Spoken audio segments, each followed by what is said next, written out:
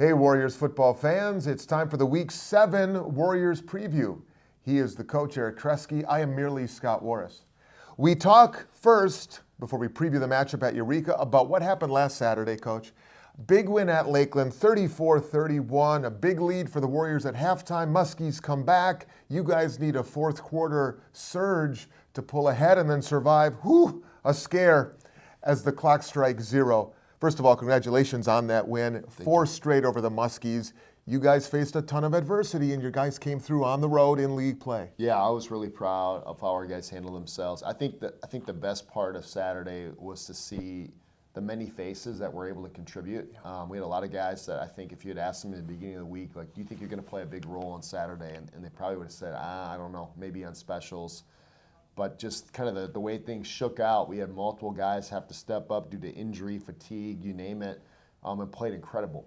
And that was fun to see. And I think when you see our guys grow and mature like that, it's a proud moment as a coach, but it's also exciting because they get a chance to taste the fruit of their labor, and to do it against an explosive team, a good football team like Lakeland, makes it that much more special.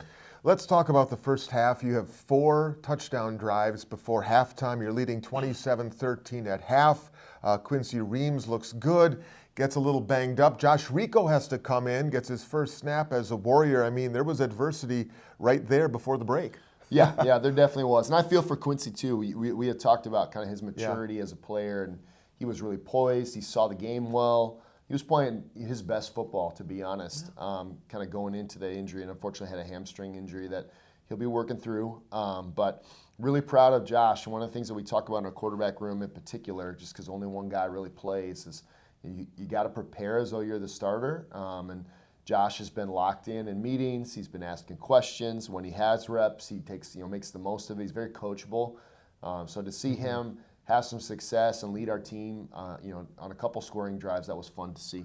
Yeah, Rico goes 9 out of 14 for $165 and 2 touchdowns. And like we say, he had not taken a snap in a game as a Warrior. He's a first-year Warrior. He's a sophomore.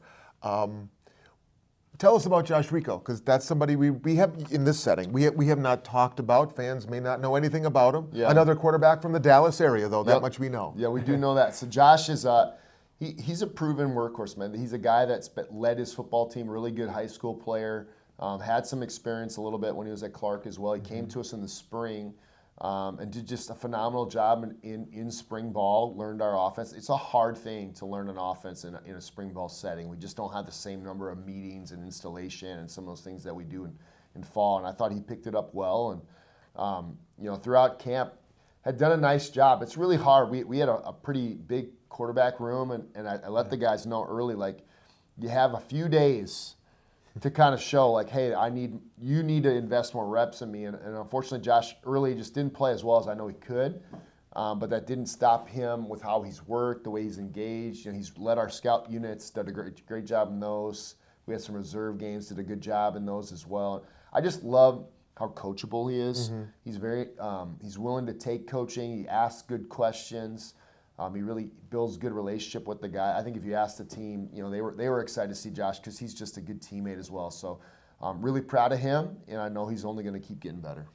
Lakeland's second half, 18 unanswered, so the Muskies go up 31-27, and then the drive of the game, 7 plays, 80 yards. Liam Hygis, the workhorse, pays it off in the end. What did you see on that scoring drive, that long sustained scoring drive when you guys are down in the fourth quarter? I mean, all the different storylines all kind of piled up there in front of you. Yeah, I think one thing, Bennett Reeder was phenomenal for us. He won a couple big one-on-one matchups, and every time he did, it led to scoring drives, and that's kind of what kicked off the final drive. Was he made a really phenomenal catch. Flipped field position, kind of shifted momentum, allowed us to call the game differently. All of a sudden, I think we were somewhere around the 30 or so, and we were able to kind of, all right, let's dial back, let's slow the pace, and let's do what we feel like we're capable of, which is be more physical up front. And a guy that maybe you didn't see as much in the box score, but really played a big role in that was Colin Amack. Colin at the tight end role was phenomenal all game long, but especially that last drive. It was literally like, hey, we're going to run behind Zarling and Colin and put it in the hands of Liam and finish this thing the right way. Yeah, you talk about some of the, not unsung heroes, because they were very much sung heroes, but, you think Josh Rico, Bennett Reeder, Landon Bryant, like Rico, Reeder, Bryant, those are names that up until the last week or two, we weren't discussing. I mean, they were down on the depth chart, maybe get a snap or two, and suddenly those three are at the core of the win. Reeder over 100 yards and receptions for a career high. Let's talk defense, because Landon Bryant, and we've talked about him the last couple of weeks in the absence of Sam Elke, two fourth quarter interceptions. Man, rising to the occasion, Landon Bryant. Yeah, competitor, really, really smart, mentally tough kid, playing a new role. He started the year playing safety for us. The last couple of weeks has moved more to corner and has embraced that role, done a great job. Kind of similar, you asked about, hey, tell us a little bit about Josh. Like, Landon is very, very coachable. One thing I know, he works really well with Coach Wagner, our DB coach, and Coach Dono, obviously our DC, and he's a sponge, man. He soaks it all up. Like, he's really, really into the details. You'll see he's one of the guys after practice who's working his footwork, working his eyes. He puts that extra time in. So exciting to see him make some big plays. Got to do it in front of some family from, I think I met his grandparents were from Washington. We were able to come and see him, so that was like a little bonus. But yeah, him and also Pat Manning as well. Pat Manning is another guy that stepped up as a DB for us and made some huge plays when it mattered. Before we get your Warrior of the Week, we do have to mention the fact that you guys bottled up Robbie Michael, who is probably the most talented individual athlete, maybe in the NAC. He got you in the passing game, but it's when he's hurting you in the passing game and with his feet that he's at his peak. Remember we said last week, he was the second leading rusher in the NAC going into last week. On the ground, you hold their quarterback to 21 carries for just 46 yards. That's 2.2 yards per carry. Yeah. I mean, to neutralize that side of him, maybe the difference in the game that people don't recognize. Yeah, to make them more one-dimensional without a doubt. And on top of that, it just becomes that much more difficult to be the type of passer he can be when he's taking physical hits over and over from our guys in the box. That was awesome. And we did it, a lot of those guys playing in the front, they played, 80 plays, 90 plays. They played a lot of plays. And so to see them do that for the duration of the game was pretty cool. Warrior of the Week as deemed by you and your staff. Hard to pick. So many good efforts. The guys stepping up in a variety of ways. We ended up going with Chris Korb. Obviously, he had the last touchdown saving tackle, which was just a phenomenal hustle play. Showed off his speed, but he had played, kind of different roles within the game. A little bit of nickel, a little bit of linebacker. He's a very, very, very good athlete and a guy that's kind of that chest piece that you can move around a little bit, which puts more on him.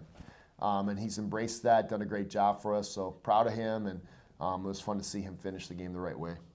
When he has two hands available to him, it's great too. It's even better, yes, when he's not walking around at Club Corb. Yeah. That's right. All right, so the Warriors 2-2 in the NAC, and they'll look to string back-to-back road wins together now as they head to Eureka. It's your third night game of the season at 5 o'clock Central for the kickoff. Eureka 2-5 overall, 1-4 in the NAC. They've been shut out the last two games. It's 100-0 is the combined score for the Red Devils the last two games. Tell us about Eureka. They battled some adversity, obviously, this year, struggling right now. What's been the message to your guys, to focus in on this opponent because you're on the road in league play, and that's always dangerous regardless of the record. It's hard to win on the road. It's hard to win. Eureka's been a good program in years past. I think they're building. They're doing some positive things. They're struggling to find a consistent identity on offense. They've had multiple QBs playing, haven't been able to establish the ground game as much as maybe they probably want to. I think the message for us is just playing a complete football game. Even as good as Saturday was, we had opportunities, being up 2 scores at half, getting the ball out of the half. Like, we had an opportunity to go up 3, try to surge them, try to overcome, not allow it to become a close game. And unfortunately, we had a poor third quarter offensively. We need to see a 4-quarter football game. So it's as much as we know we need to play a tough football team, a team that's going to give us a lot of challenges on both sides. I think the biggest thing is that we're playing the Warriors. Can we play our best football game this week? We talk about your quarterback room, and Quincy leaves last week, like you said, with a hamstring, Quincy Reams and Josh Rico. Nate Griffith trending well. I mean, I know we're still, a day or two out of this game, but do you like maybe where you're going? Do you have a sense of where you're going with the quarterback? You don't have to spill all the corporate secrets here, but how do you feel about that? The guys that have been working in that role this week, they've been doing a great job in practice. I'm happy for Nate. He's a senior for us. He's definitely moving better. He's healthy, which I feel for him. Any of our guys getting hurt is always hard, especially those seniors. You only get so many, and the last thing you want to do is finish your season or your career, watching from the sidelines. So for Nate to be able to come back and practice the way he has this week and last week has been good. So we're excited. I think that group is going to have a really, really good day on Saturday. We were talking before we started taping about one of the really cool things, and we've talked about it before. I don't know if it's on or off the air. Correct me if I'm wrong. It's a tradition, the team meal down at Eureka. Can we talk about that? Yes. Talk about the tradition when the Warriors head down to Central Illinois every other year.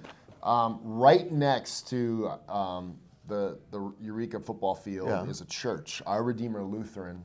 And this started actually even before I got here. Coach Fossum, our O-line coach, was able to build this connection. But they do a big cookout, so they'll do a barbecue meal with all the sides, pie, all the like. Our guys are hyping it up already. It's like, dude, they got 12 kinds of pie. I mean, all the things, but it's just this wonderful home cooked meal. It's fellowship with another body of Christ. So it's kind of ironic. When we go play the Devils, we go stop at a church next door after the game. But it's a pretty neat thing, and it's something we look forward to when we go down there. With all due respect to all the great sandwich shops that we won't name specifically, but and they're good. It's better than a box lunch with a sandwich in there. It beats a box lunch or whatever pizza all the time. Right, at some point, something a little bit different. It's a home cooked meal. It's wonderful. Maybe if you're heading down to Eureka, maybe you sneak into the line. Our Redeemer Lutheran. If you're There you fans. go. Get some leftover pie. All right, Coach. Very good. On the way out here, before we set you off and continue your planning for the Red Devils, it's actually a nice tie-in because you were just talking about the spread you get in the pregame, thanks to that church, Our Redeemer. Today, we're taping here on a Friday. Today is also National Food Day.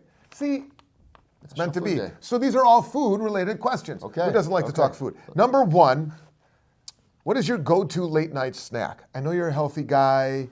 You're conscious of all that stuff, but is there some sort of like, ooh, you know what? You're not gonna like the sandwich. It's not exciting. I like Greek yogurt and granola. Mix it up, and that's probably been my go-to late night snack. So that's pretty good. It's good, but it's not like a good cheat meal or comfort meal. It's pretty boring. Yep. Number two, chocolate or vanilla? Dark chocolate. Okay. Chocolate. Yep. All right. Number three, rank these snacks: Doritos, Fritos, Cheetos. Doritos, Fritos, Cheetos. Doritos, a clear number one. It's a major gap. All right, major, not even close. And then I'm gonna go two. I'll go Cheetos, but it's gotta be flaming hot. It can't be regular. Okay, and then Fritos at the bottom. I don't know how Fritos are in the top. We looked this up. Fritos are in the top 10 for chip sales. We looked this up last week. I don't know why, but it's in the top 10 in chip sales, and I have no idea unless everyone gets walking tacos. This is a really poor choice, but Fritos are somehow hanging around. Wow. Yep. Could not disagree more with the coach on that. No, that's fair. Everyone's Number got a four. taste. Number four. All right, we'll go healthy here. The tastiest healthy meal you'd recommend? Oh man, this is good for me and it tastes great. A tasty, healthy meal. Give us something on the other end of the Cheetos, Doritos, my wife Fritos makes spectrum. so many good ones. She's an amazing cook. You've talked about this yes, before. As mean as she is a wizard, she's amazing with it. And I would say, if you're looking for healthy, I'm a stir fry is good. You get a lot of veggies, a lean protein. You can do brown rice if you're really feeling up to it. She makes this one meal that I really like. It's good for football games and stuff. So it's if you've ever had nachos, imagine nachos, but instead of the chips, which maybe you could do a little bit better than chips, you do little potato slices. But then she'll do steak and veggies and all this stuff, guac, all the good things. I think they're it's like carne asada fries essentially, and it's really good. So. All right. Number 5. How many Oreos could you crush in one sitting? I don't like Oreos, man. So that's a bad question. 0. You don't like Oreos? 0. I don't like Oreos. What is it? No, let's pursue this. What is it about the Oreo that you've never liked? The ratio, the ratio of cookie to cream. Like you got to at least have double stuff or something to have a shot. Because like the cookie itself, you're not going to eat like a regular Oreo cookie just solo. Like it doesn't hold up, in my opinion. That's just my. Too much cookie. Too much. I would say if I were to like Oreos and Oreos mixed in with like ice cream or something like that, like the Oreo Blizzard style or something, that's okay because it's just a little bit. But when it's by itself, I'm not an Oreo guy. I will hard pass. Do you not like cookies in general? I'm not a huge cookie guy. If I do get cookies, it's either a white chip macadamia or a regular chocolate chip, something simple. But yeah, I'm not a big cookie guy. Good to know. Good to know. All right, bonus question on the way out. You've talked today and other times about your wife's great cooking. Yes. And all the great things that she makes and snacks. Let's turn it around. You, oh boy, you have to cook the meal for the wife, for Mrs. Treske. What is your what is the one, even if it's just one meal? Like I think every guy, whether he's a great cook, everybody has like one thing that they feel pretty good about. What is your one meal you could make? One meal. To do your wife proud. She's like, I'll say the meal that I've done before, and maybe I've overdone it now, but there was a time where she really liked it. Was I cook a pretty good salmon. Oh. So I do like this really good Asian kind of glazed marinade on it. It's not like your like supper club salmon. No, it's just got a little bit of sweet, a little spice, and then I usually do like a veggie side, a side salad, a starch. I got some sort of potato or rice or something, and that's usually a pretty good hit. Even like my son Jaden is not a big seafood guy, but he likes it. So I would say that's probably my best thing. Yeah. Wow, that's pretty good. All right. I'm hungry. I hope you're hungry too. Warriors at Eureka, Saturday night, 5 o'clock. If you're not going to be there, you can watch and follow along if you want to track the stats at WLCsports.com. Coach, appreciate it as always. Thank you. Go get the Red Devils. Thanks for watching, everybody.